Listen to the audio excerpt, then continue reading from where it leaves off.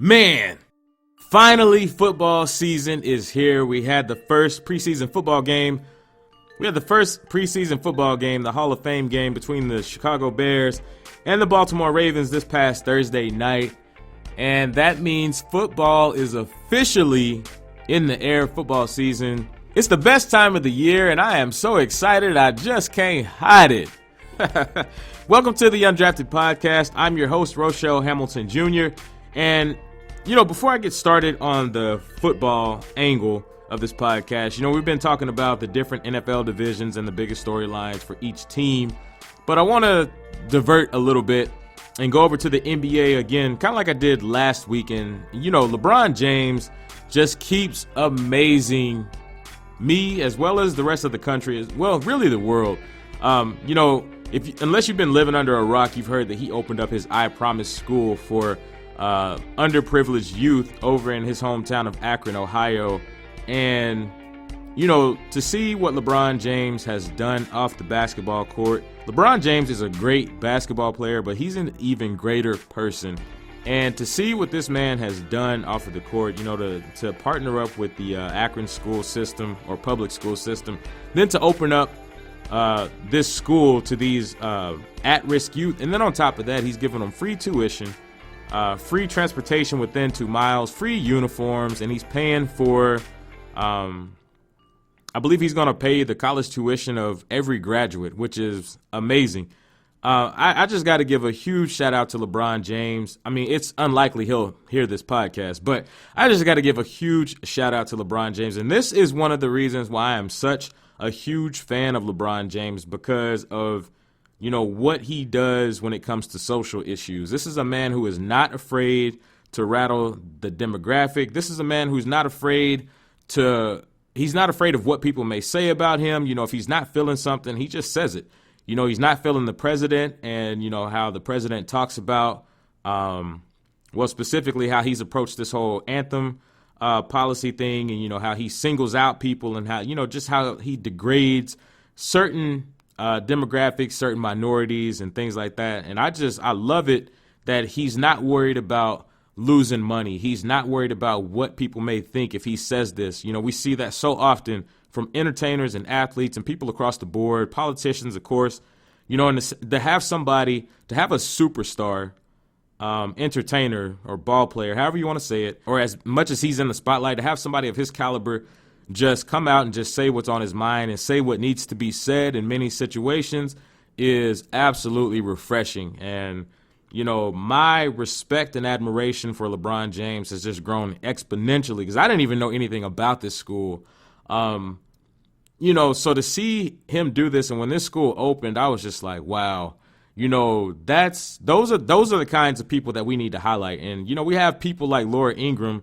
I remember when she came out with that, shut up and dribble, like that to me is stupid. And, somebody should just really tell her to just shut up and stick to what she knows about, because these guys are more than athletes. LeBron James is more than an athlete. LeBron James is more than a basketball player. That, people like Laura Ingraham, when they say stuff like that, they're just showing their ignorance, because athletes, doesn't matter if you're talking about a superstar like LeBron James or just a role player on a squad. Athletes are more than just athletes. They're more than the game that they play. That's just a job that they do. That's a way that they've been blessed with to be able to provide for their families. And you can say what you want about their salary, about the money that they make. These guys have been blessed with gifts and talents and resources that the average person doesn't have. And not only were they blessed with these gifts and these talents, but they took the time to hone their craft. They took the time they dedicated their lives basically to honing this craft. And there's not a person out there who's going to turn down a company who's willing to pay you millions of dollars to capitalize on your gifts and talents that you've worked so hard to perfect. There's not a person out there that's going to turn down that kind of opportunity. And if you say you would, you're lying to yourself and you're lying to whoever's talking to you. Like, I really don't want to hear that. So to see an athlete, a superstar athlete, take his money and put it back for the good of society and community, I can't say enough positive things about it. And, You can say what you want about the MJ and LeBron debate. To see what LeBron's doing off the court, LeBron is a GOAT in my eyes. I mean, you can't, there's no other way to put it. I mean, you see what LeBron's doing with social issues. You see he's standing up and speaking out when it needs to be said. I mean, this is a man he's not only a basketball player, this is a man who's a husband. He's a father first and foremost. So, it's not like he's just saying this just to get out in front of a camera and sound good. No, this is somebody who's speaking from real life experience. And to see a man of his caliber who can relate to these kids, who a lot of them come from single parent homes, they come from at-risk environments, much like he did when he was growing up, to see somebody who didn't forget where they came from and instead is saying, hey, I've been there, I want to help you however I can be the best person you can be. You can't beat that. And I just, man, I'm so proud, and I don't even know how to say it. Like, I admire LeBron James so much. So I just wanted to get that out there. I just had to give LeBron James his props for something other than basketball. So no, LeBron James should not just shut up and dribble. LeBron James should do exactly what he's been doing and be a beast on the basketball court as well as a GOAT off the court. Like, I love it. Let's move on to the meat of this podcast.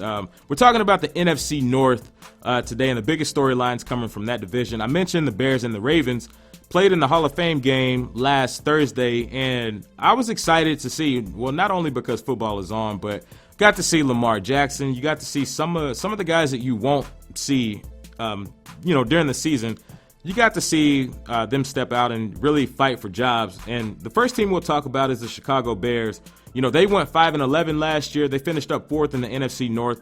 For me, the biggest storyline for the Bears coming into 2018 is the expectations on Mitchell Trubisky,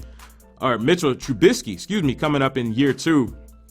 The question is, can he make the Bears into contenders in the NFC North? Because the NFC North is one of the toughest divisions in football. This is a division that has Matthew Stafford, Kirk Cousins, and we'll talk about Kirk Cousins in a little while because he robbed Minnesota Vikings of $84 million. But we'll talk about him in a little while. And you still got that Vikings defense that you got to deal with. And on top of that, you have the best quarterback in the league in Aaron Rodgers in the same division. So the Chicago Bears and Mitchell Trubisky, they got a lot of homework to do to get this team back to contention.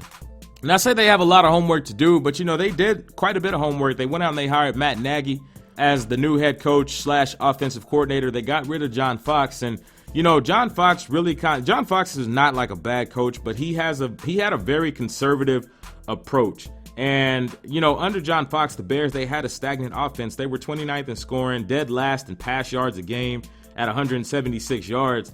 You can't win like that in the National Football League, but that's going to change with head coach Matt Nagy because Matt Nagy's coming in. He was the offensive coordinator for the Chiefs last year, and they were 5th in yards per game, and I think they were 6th in scoring. I mean, I know they gave the Broncos and a few other teams fits over the last few years. So you see what Matt Nagy did with Alex Smith. Matt Nagy went over to Kansas City in 2013, which I believe is the same year that Alex Smith went over there, and he took Alex Smith from a quarterback that San Francisco kicked to the curb to a guy who was one of the best quarterbacks in the league. So now you bring him over. Mitch Trubisky, now he was a rookie last year, but he's about to be a second-year rookie because he has a new offense he's got to learn. He's got a new playbook that he's got to learn. But with this playbook, from everything I've read, Mitch Trubisky and the Bears offensive players, they love what Matt Nagy's doing because Matt Nagy's bringing a lot of the things over to Chicago that he brought to Kansas City. And, he's the perfect coach for Mitch Trubisky at this young point in his career. Mitch Trubisky didn't have a bad year last year in his rookie year, 2,200 yards, 7 touchdowns, 7 interceptions in 12 games. Now, living in the Dallas area, I didn't get to see a whole lot of Chicago Bears games, so I had to go back and look at some of his tape. But, from what I saw, I liked what I saw from Mitch Trubisky. He's just a young, raw quarterback. Now, under John Fox, John Fox was the kind of coach that it was kind of hard for a young quarterback because he didn't trust young quarterbacks. John Fox was very conservative. He liked to hand the ball off. He liked the quarterback to be under center a lot of the time. And, he just did not trust young guys. He even did some of that He did a lot of that conservative stuff over in Denver when he was there, and he had one of the best quarterbacks of all times. He just tended to get conservative at the wrong times a lot of times in Denver. So now with Matt Nagy coming in, there's a lot of optimism in Chi-Town with this Matt Nagy, Mitch Trubisky pair, and rightfully so, because you got a young quarterback. He's got a high ceiling. He's got a lot of potential. And, you know, he's got a head coach who really likes to mix it up on offense as well. You know, the Bears, like I said earlier, the Bears were under center a lot last season, handing the ball off to the running back to kind of protect, quote unquote, the quarterback.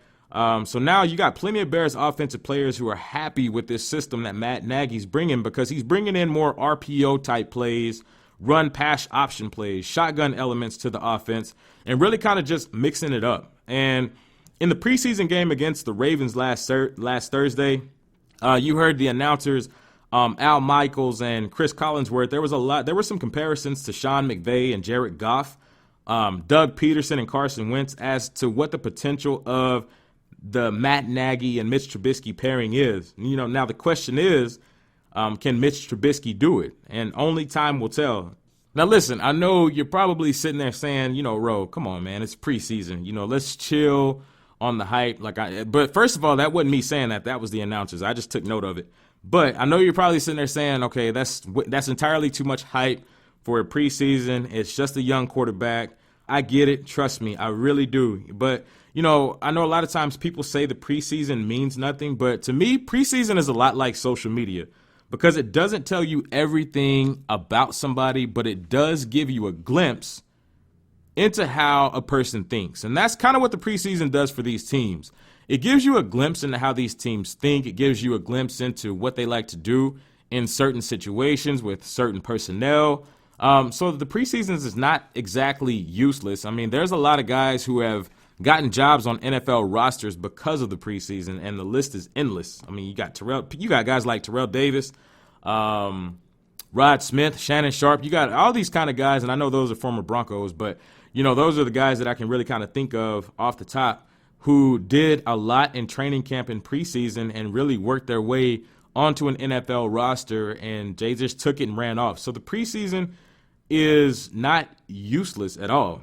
Preseason gives you a glimpse into how a team thinks, some of the elements that they like to run in certain situations. Even in base packages, you can get a feel for what a team likes to do in certain situations. That's what I like about the preseason is, you know, you get to see how the new guys kind of acclimate to the team. You get to see free agents who have come over from other teams who have new homes. You get to see the rookies that have been drafted. You get to see if an undrafted guy, you know, some irrelevant cat off the street, you get to see if he can hang. You get to see if the underdog will be able to make a spot on a NFL roster. And I love to see situations like that. So, you know, for the preseason, that's really why I love the preseason. The games don't count, but the reps absolutely count. So now the Bears have a quarterback that they like, but a quarterback he needs weapons to work with. And, you know, Chicago definitely didn't have many weapons, especially in the pass game last year. You know, Matt Nagy and Alex Smith, they had Tyreek Hill, Kareem Hunt, and Travis Kelce over in Kansas City. But who did the Bears have?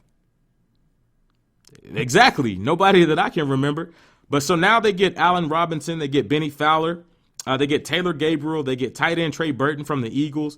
And if you remember Trey Burton, the last time we saw him, he was the one that threw the ball to Nick Foles on that Philly special play in Super Bowl 52. So the Bears, they lack talent in the air, but the one place that they didn't lack talent was on the ground, because if John Fox did nothing else for the Chicago Bears, he set them up to have a monster ground game, because Jordan Howard is awesome, because Jordan Howard hadn't been in the league, 10 minutes, and he's already got over 2,200 yards in his first 2 seasons in the NFL, and he was my fantasy back last year. I didn't end up winning the championship, but I won the championship the year before, and it's a great, great feeling. So to all my fellas in the fantasy league, if you're listening to this podcast, I'm coming for my trophy, bruh. I want my number 1 spot back, and I'm going to get it. You can believe that. And Tariq Cohen, he's a great number 2 back as well. He had 87 carries, 370 yards, 2 touchdowns last year. So on paper, the Bears improved greatly on offense. Now, of course, the games still have to be played, and you still have to have a young quarterback to put all of this together. So that's going to be a big a big hurdle for Mitch Trubisky that he's going to have to jump over. So year 2 might be a little rough on Mitch because, well, the simple fact is defenses, they've got tape on him. And, NFL defenses, they adjust eventually. You may get by for a few weeks on an NFL defense, but eventually once these defensive coordinators and these defenses start getting tape on you, they tend to figure out your preferences really, really quick. And then it just comes down to execution at that point. So in that situation, what Chicago's going to have to do, they're going to have to take the training wheels off of Mitch and basically just let him hit those rough patches and work his way through it. I mean, that's one thing that's kind of been lost in the NFL today is folks want these young quarterbacks and these young coaches to just come in and just kill it, and it doesn't work like that. I mean, these are people, and, NFL players and coaches are people too, and it's just like you when you go out on a new job. You have to figure out, how this particular employer likes things done. You have to figure out what their rules, their policies, their procedures are. You have to figure out what their policies and procedures are for certain situations. You got to figure out what your boss likes. You have to figure out what his boss likes because it's going to affect you in some way, shape, form, or fashion.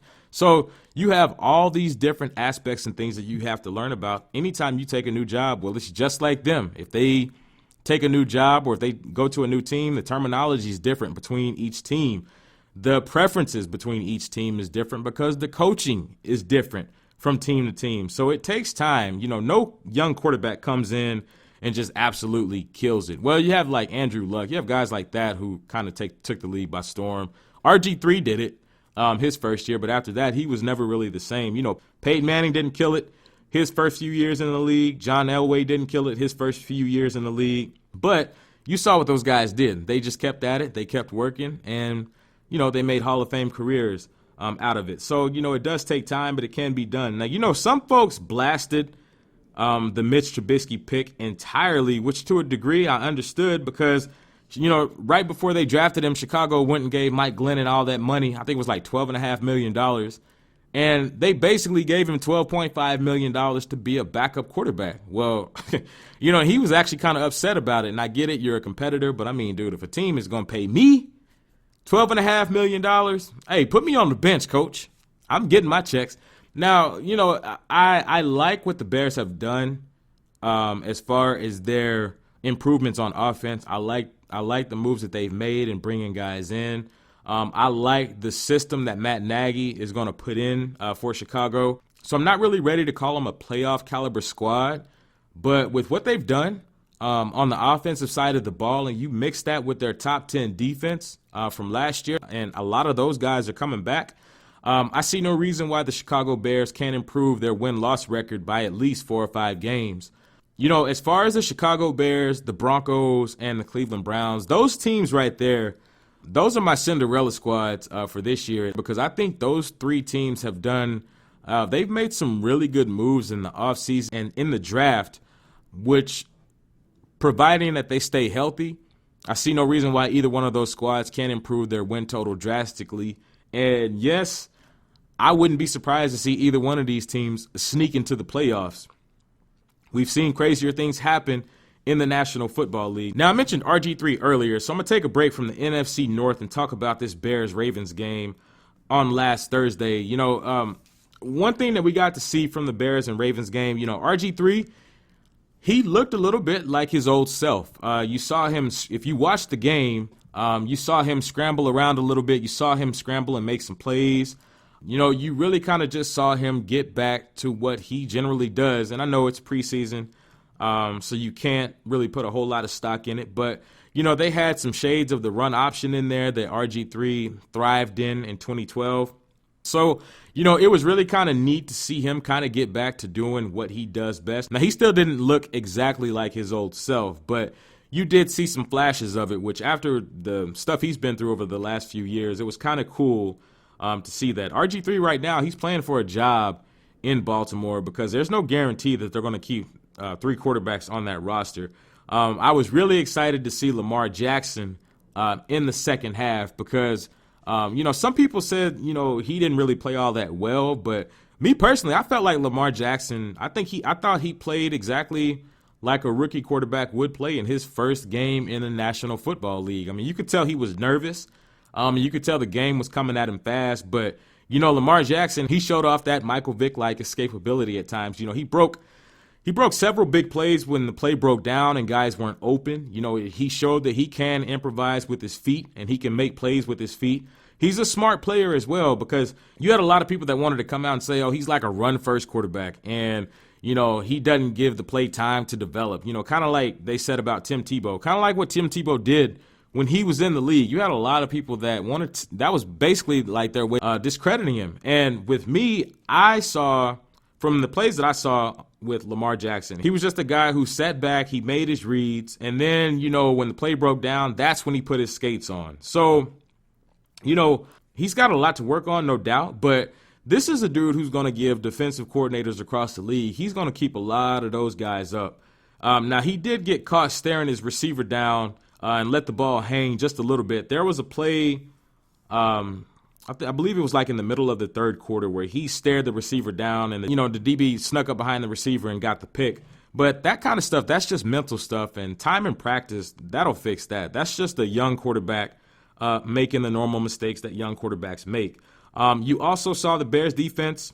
They clogged up his running lanes, which repeatedly forced him to have to beat them from the pocket. And that's what defenses like to do with these young mobile quarterbacks, force them to beat you from the pocket, which is something that they know they're not comfortable with, at least at that point. So Lamar Jackson, he's got that Michael Vick-like flick of the wrist. That's another thing that I thought was awesome.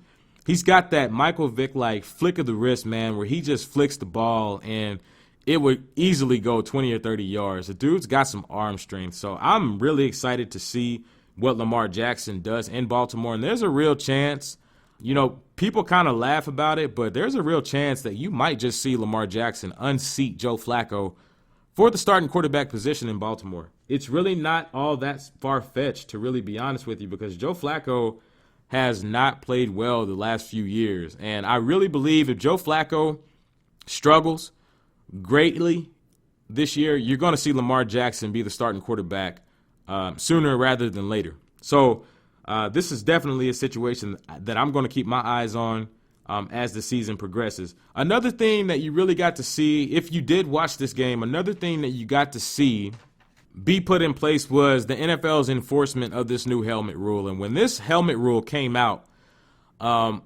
I was excited about the rule from a safety standpoint, because I was like, okay, it actually sounds like it might be halfway decent. Now, I knew it would be hard for them to enforce it, but the spirit of the rule, it sounded feasible. It sounded reasonable. It sounded feasible. And it was like one of those refreshing times where it was like, okay, the NFL's not just doing these knee-jerk reactions. It seems like they actually put some thought into this rule. And then this game came through, and it was just like, dude, the NFL's going to have a time enforcing this rule, because there was a few plays in there where the DB led with his shoulder, and it was like a textbook shoulder tackle, and it still got called as leading with the head. And there were some penalties in there that shouldn't have been called. And it's one of those deals where, this game happens at such a fast rate of speed. These guys fly around. You've got so much happening in such a short amount of time that the NFL and these referees, they're going to have a hell of a time getting this rule figured out and how to enforce it, because you're going to see, at the first of the season, football is going to be extremely frustrating to watch, because you've got this new rule and they've got to work their way through this, and it's going to be a big learning curve for everybody. It's going to be a big learning curve for defensive players, especially for defensive players. It's going to be a big learning curve for coaches. It's going to be a big learning curve for coordinators. It's going to be a big learning curve for officials. It's going to be a big learning curve for the NFL executives up in New York who are reviewing all these plays. So the NFL, they've got some rocky times coming ahead with the enforcement of this rule, because if you watched that game the other night, you saw that this rule is going to be extremely hard to enforce, and you're going to have a lot of pissed off players and a lot of pissed off coaches at the beginning of the season. And I know that sounds bad, but that's just putting it bluntly. Teams and coaches, they're just going to have to work their way through it. And, I think NFL defenses, they will adjust like they always do. I will say, though, man, if I was playing in the NFL, man, as much as I love to see defensive plays and as much as I loved playing defense when I did play football, if I was in the NFL, it would be extremely hard to play defense. And that's all I'm going to say. I'm going to leave that alone. And that's all I'm going to say on that. It would be extremely hard to play on defense. But, even with this new rule and even though it's going to take some time for people to adjust, I really don't think at the end of the day it's really going to affect the quality of the game. Once everybody kind of works their way through this learning curve, I think you'll see I think everything will work itself out. I'm just excited that football is back. So with all that being said, we'll move on to the Detroit Lions, the second squad in the NFC North. They went 9-7 last year, finished up second in the division. The big thing for the Detroit Lions this year is, well, it's going to be just finding out, how will Matt Patricia do as a head coach in his first year? Jim Caldwell was fired after back-to-back 9-7 seasons.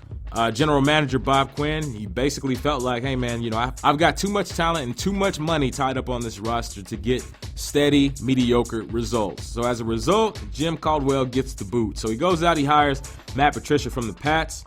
So how will Matt Patricia do in his first year as a head coach? Well, there's only one way to find out, and that's when they start playing the games. Matt Patricia comes from that Belichick coaching tree, which really, in all honesty, hasn't really fared all that well at the head coach spot. You had a few of them. Well, you know what? To really be honest with you, I can't really think of anyone that went out and, did great. I believe Bill Parcells was part of his coaching tree. Of course, he went and put out a Hall of Fame career, but that's been way back when. But some of the more notable head coaches that came from the Belichick coaching tree, like Eric Mangini, he fizzled out. He's doing broadcasting now. Josh McDaniels, man, he was a doozy over in Denver. There's been a few other ones, but those are the two that I can really think of off the top of my head. So, hopefully for Matt Patricia's sake, he'll do a lot better than those two fared during his time as a head coach in the league. Now, Matt Patricia, he's got his hands full as a first-year head coach in this division because he's going against some of the best quarterbacks in the league as well as the best defense in the league in Minnesota. Now, the one good thing that the Lions do have going for them is they've got some cornerstone pieces on offense, which should make his job just a tad bit easier. You got Matthew Stafford. He's still in his prime. He's one of the highest paid cats in the league, and he's got good reason to be. 2017, he completed 371 passes, 4,446 yards, 29 touchdowns to 10 interceptions. You can't really ask a quarterback to play much better than that. Now the Lions, they passed the ball 63% of the time last year, and so far it doesn't really look like they have a problem with such a high number.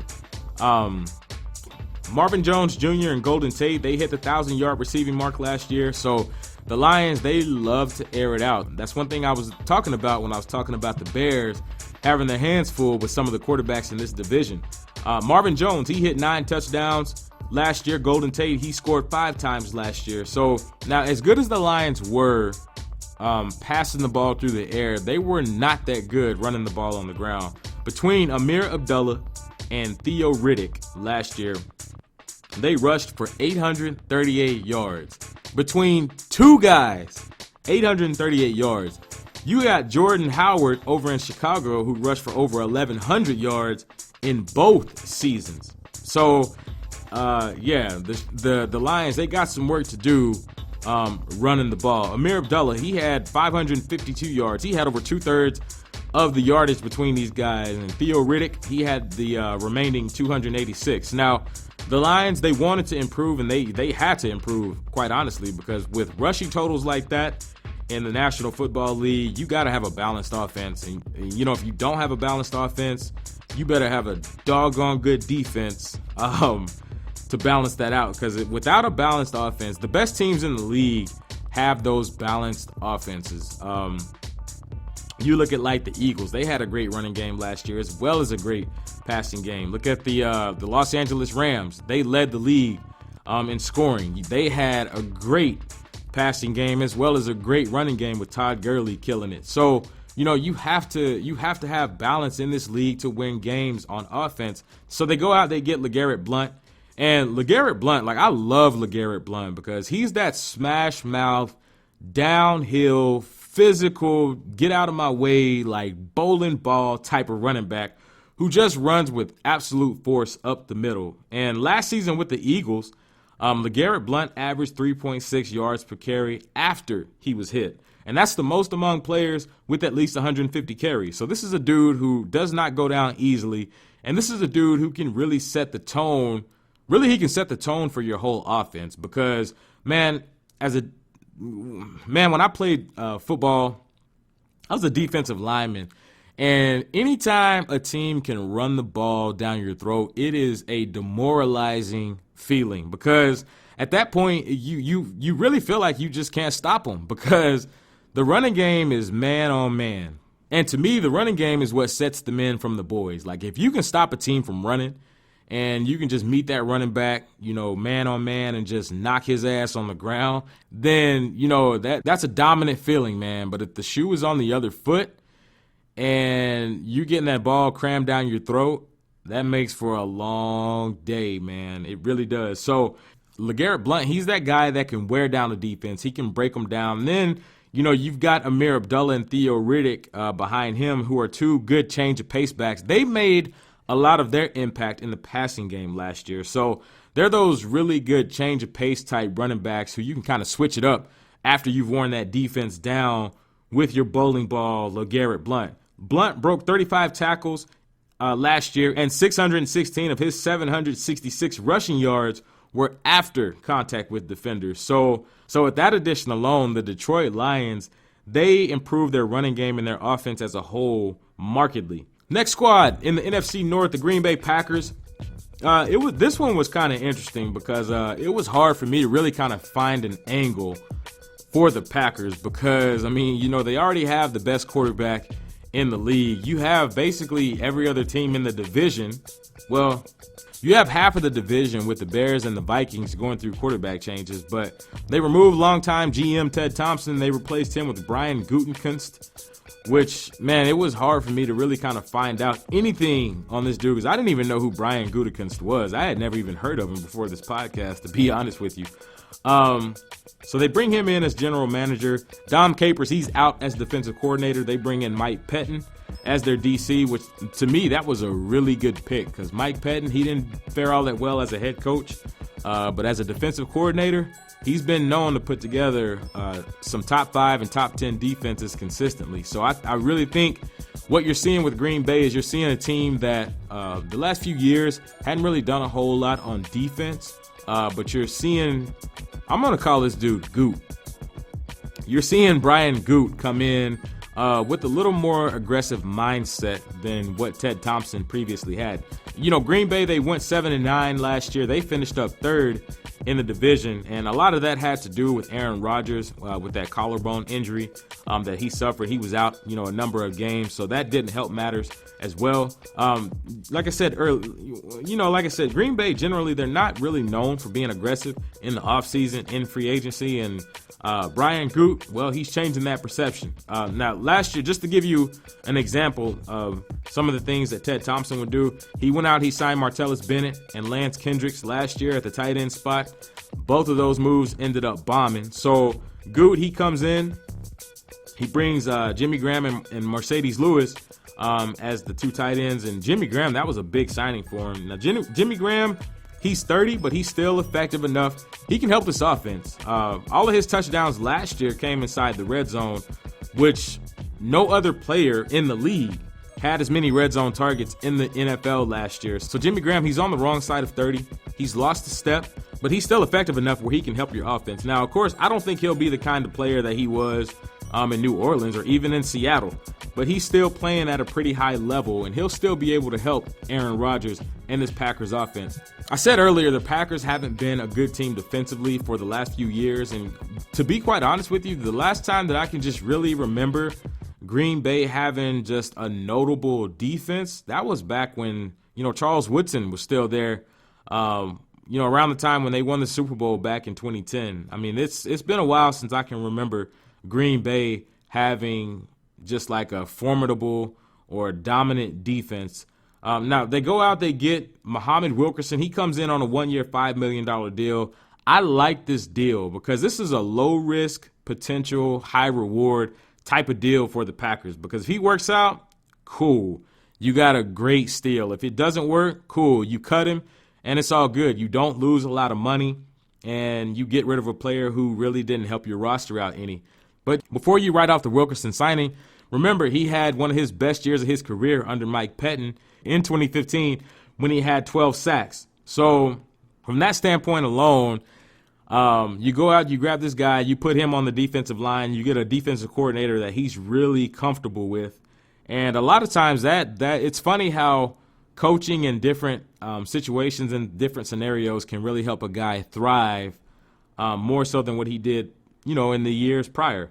Now, Green Bay, they hadn't done a whole lot on defense the last few years, but coming into this year, their defensive line just might be one of its biggest strengths. They still got Mike Daniels. He's arguably their best player on defense. They still got Kenny Clark. He made a big jump last season. Then you bring in a vet like Muhammad Wilkerson. So with this Green Bay defensive line, if they can stay healthy, and that's a big if, but if they can stay healthy, they got the potential to be one of the best D-lines in the league.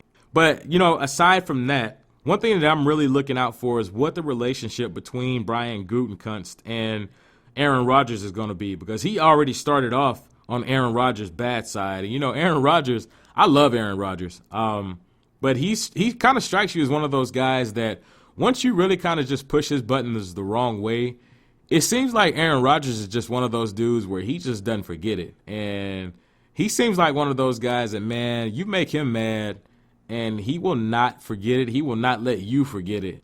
So this guy, he already kind of started off on Aaron Rodgers' bad side. He released his go-to guy, Jordy Nelson, longtime Packer Jordy Nelson. And I love Jordy Nelson. I was surprised when Green Bay made this move because, one, not only was Jordy Nelson Aaron Rodgers' guy, but Jordy Nelson, to me, he kind of reminded me of Eddie McCaffrey. He was that tall, lanky receiver, but, he was tough as nails, man. He was just a tough receiver. He took some tough hits, man, and you would just see him kind of just pop up after he would get hit. So Green Bay, they're going to miss Jordy Nelson's presence in that locker room and on the field. He passed the 1,200-yard mark 4 times between 2011 and 2016. So that's some pretty decent production to just kind of rush off in the field. But, of course, the NFL, it's a what have you done for me lately type of league. Age and injury last year, that's what really did him in when he got hurt last year. They were paying him, I think it was $9.5 or $10 million. So, with him getting up in age, injury bugs started catching up with him. Green Bay, they decided to make the tough move, and they kicked him to the curb. Now, some people would say that this move was premature. Me personally, I would absolutely agree with that because, he didn't, even though he was injured last year, but the year before he still had a pretty decent year. So I don't know. I think sometimes the business side of the NFL leaves a lot to be desired and this is why I don't mind it when players really kind of look out for themselves when it comes to these contracts, because these players, they go out there, they put it all on the line for these teams, for their teammates. And then it's like, after a while when they get injured or the team really feels like they can't help them too much anymore, these teams, they kind of just kick them to the curb. Well, and then but on the flip side, when a player sees a chance, a golden opportunity to set himself up for a really, really nice future financially, sometimes you have fans that really just, they hate these guys for the moves that they made. And it's just like, man, there's no loyalty in professional sports. More often than not, you won't see a team stay loyal to a player. So I really don't understand. And moves like this is why I get so perplexed when I see fans get so upset when guys leave for greener pastures. If a dude wants to leave, hey, let him leave. Because at the end of the day, he's got to do what he's got to do. These guys' careers could be over on any given play at any given time. So by all means, bruh, if another team's going to pay you more money, go your way. Because at the end of the day, the team is going to look out for the team. To a degree, you got to look out for you. So, from that standpoint, I see why players approach these contracts and things the way that they do. So with this move, Green Bay, they saved $10 million on Jordy Nelson's salary, which pretty much set them up to be able to go out and grab Jimmy Graham. So I'm interested to see how this new aggressive and this new approach that Brian Goot is bringing to the Green Bay general managing office. I'm interested to see how this is going to play out in Green Bay's favor. The last squad up in the NFC North is the Minnesota Vikings, and this one is interesting for me. The Vikings, they finished 13-3, of course. They made it all the way to the NFC Championship, got to within a game of Super Bowl 52 under the leadership of Case Keenum. Got to the NFC Championship on one of the craziest plays I have ever seen. I mean, I knew Drew Brees and the New Orleans Saints were headed to the NFC Championship game, and man, when I saw that play, I mean, it was a crazy play, and I was hyped, but at the same time, I ain't gonna lie, my feelings were kind of hurt for Drew Brees, because, man, I love that dude, man, for what he does in his community. He's a good guy to have in the NFL, and he's one of those guys where the NFL is a lot more fun to watch when Drew Brees is playing. He's kind of like he's a lot like Aaron Rodgers. You know, Aaron Rodgers, Peyton Manning, Drew Brees, Tom Brady. You know, the league is a lot better when you have cats like that at their absolute best. But that play, man, that game ended on, I mean, it was great for Vikings fans, but, man, for New Orleans fans, I felt their pain because, man, with that play, to be honest with you, that play gave me flashbacks. It gave me flashbacks to that time in January 2013 between that playoff game between the Broncos and the Ravens, when Raheem Moore took that bad angle on that Hail Mary pass from Joe Flacco to Jacoby Jones. He took that bad angle. Jacoby Jones catches the ball and runs it into the end zone, ties the game, and the Broncos ultimately ended up losing in double overtime. So when I saw that play, I knew how Saints fans felt. Anyway, the big storyline for me for the Minnesota Vikings is finding out if Kirk Cousins is worth this $84 million price tag. Now, personally, I'm not sure Kirk Cousins is worth $84 million. Don't get me wrong, Captain Kirk Cousins is a good quarterback, but this is also a dude who hadn't really done a whole lot in the postseason. He's thrown for multiple 4,000-yard seasons, 3 consecutive to be exact, from 2015 to 2017. Last year, he had 27 touchdowns, 13 interceptions. So Kirk Cousins, he's got some skills, you know. Now, the thing for Minnesota is they just have to figure out, was he worth that big price tag? Because when I heard that was a groundbreaking contract, and I won't be surprised if you're going to see more players hold out as a result and kind of use that as the parameter. Because since that contract has been signed, you're starting to see and hear more NFL players talk about more fully guaranteed contracts. But you know, to really be honest with you, I mean, it's kind of, well, I'm not even going to get into that discussion as to why there hasn't been more fully guaranteed contracts in the National Football League. For Minnesota, this is a squad who's been looking for a quarterback for really more than a decade. You know, they really haven't, when it comes to the Vikings, they really haven't had just a true franchise guy, man, really since the day of Dante Culpepper. I mean, you know, they had Teddy Bridgewater, and he was on his way. Teddy Bridgewater was well on his way to being that guy before he got hurt. Because Teddy Bridgewater is a baller, man. I'm really excited to see what his future holds now that he's back healthy again. Minnesota, they've been searching for a quarterback really since Dante Culpepper. I mean, I remember guys like Sage Rosenfeld, Christian Ponder. Oh, man, that's probably about the only 2 that I can remember right off the top of my head, man. They've been through so many of them, man. So now they finally feel like they got their quarterback in Captain Kirk. But, you know, to really be honest with you, I mean, for what Minnesota's paying Kirk Cousins, they better have found their franchise quarterback. I mean, $84 million. I mean, we see NFL teams do this all the time where they'll throw this big number out there and they'll say, you know, the contract is, you know, 4 or 5 years, $100 million. And then when you look at that guaranteed money, it's like 50. So, you know, we see NFL teams do that all the time. So when this contract was signed, I was like, wow. I mean, they're giving him every single dollar. But that just goes to show you the state of the quarterback market in the National Football League, because it's such right now that if you're even a halfway decent quarterback, you can back up the Brinks truck, because you got guys like Sam Bradford who robbed the Arizona Cardinals and a few other squads, the Minnesota Vikings included. He's robbed some of these teams over several seasons. Sam Bradford has made over $100 million in his playing career, and this is a dude who has never sniffed the playoffs. Look at the money that the Houston Texans gave Brock Osweiler a few years ago. They gave him $72 million, and look how he panned out. The Cleveland Browns, Brock Osweiler performed so poorly in Cleveland, and I'm not throwing shade at this dude, but he performed so poorly in Cleveland that they paid him a bunch of money to go away. Now you look where Brock Osweiler is now. He's the backup quarterback in Miami. Look at Mike Glennon in Chicago last year. They paid him $12.5 million, then turned around a few months later and they drafted his replacement in Mitch Trubisky. So it goes to show you the volatility and the scarcity of a decent NFL quarterback, because none of the guys I listed, or none of the guys I just talked about right there, none of these dudes are Aaron Rodgers, Peyton Manning, Tom Brady, Drew Brees. None of these guys are on their level.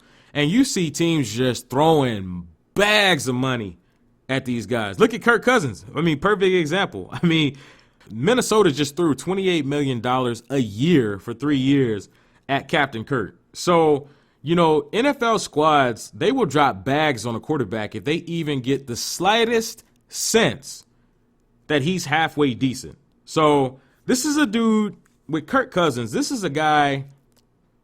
Captain Kirk is making more money than Aaron Rodgers and Tom Brady. Just think about that for a second. He's making more money.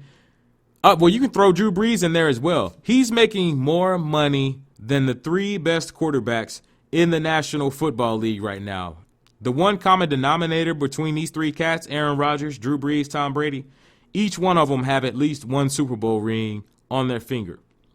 I mean, these guys are NFL MVPs. Kirk Cousins hasn't done any of that, and he's making more money than all 3 of these dudes. So just think about that for a second. This is the state of the quarterback position in the National Football League right now. You're starting to hear, you hear some anonymous GMs and stuff kind of complain about it, but it's like, dude, at the end of the day, your team is the one that's paying them. So, I mean, you can't really be mad at the player. I mean, if I'm a quarterback, even though I said at the start of this particular part of the podcast, I'm not really sure Kirk Cousins is worth $84 million. If I'm Kirk Cousins, then I'm absolutely banking on myself at $84 million, because, I mean, I'm a quarterback. You look at the seasons that I've had, I see the amount of money that teams are willing to pay these dudes who have put together some pretty good seasons. And on top of the fact that you don't have a quarterback of his caliber with his numbers hit the open market very often. But the thing that really kind of gives me pause with the whole Captain Kirk situation is, he's put together these nice seasons, but why was Washington so satisfied with letting him walk? That's the part that kind of gets me. So it's kind of one of those things where it's like, okay, is this fool's gold? Like, what's going on here? Because NFL teams don't let pretty good quarterbacks go very easily. And Washington, they basically just let this dude walk out of the door. So from that standpoint, I guess you could kind of look at it like, does Washington know something that Minnesota doesn't? But, it is what it is. But at the same time, I can't really blame Minnesota for doing what they did, because, the Vikings, they got a stacked roster. I mean, on both sides of the ball. Stephon Diggs, who they wrapped him up through, I think, 2020 with the brand new contract. That was a win for him and a win for the team. You got Stephon Diggs, Adam Thielen, Kyle Rudolph, Dalvin Cook, Latavius Murray. That's just on offense. Then you also still have Pat Shurmur, who's returning as the offensive coordinator. He's still coming back. Then you got the number 1 defense in the league. You got Sheldon Richardson, Linval Joseph, Everson Griffin, Xavier Rhodes, Harrison Smith. The Minnesota Vikings, these dudes got some dogs on defense, and they got some missiles and some weapons on offense. So from that standpoint, the Minnesota Vikings, they're in a win-now mode. I mean, they're in win-now above all else, Super Bowl or bust mode. That's the Minnesota Vikings mindset right now. And, on paper, the Minnesota Vikings look like a Super Bowl contender. They really do. But The caution that I have with that is, this almost reminds me of the Dream Team, Philadelphia Eagles, back in like 2011 when they had that stacked roster. And I remember Vince Young came out and called them the Dream Team. And it was like, man, as soon as he said that, it was like the season just took a nosedive. So on paper, the Minnesota Vikings, they look like that squad. They really do. They look like that squad. So from that standpoint, with the Vikings being as stacked as they are on both sides of the ball, they would be almost insane not to try to make this work. So, looking at it from that point, I see why they gave him the money that they gave him. Now all Captain Kirk has to do is go out and prove him right. Time will tell if they were. Well, that's my time for episode 19 of the Undrafted Podcast. Thank you to my Lord and Savior Jesus Christ for blessing me with the gifts, talents, and resources to do this podcast. Thank you for taking time out of your busy day to tune in. Don't forget, you can follow the Undrafted Podcast on Instagram at the Undrafted Podcast or on Twitter at the Undrafted Pod. You can also listen to the Undrafted Podcast on SoundCloud, Spotify, and iTunes as well. And remember, do your best and let God handle the rest. Be blessed.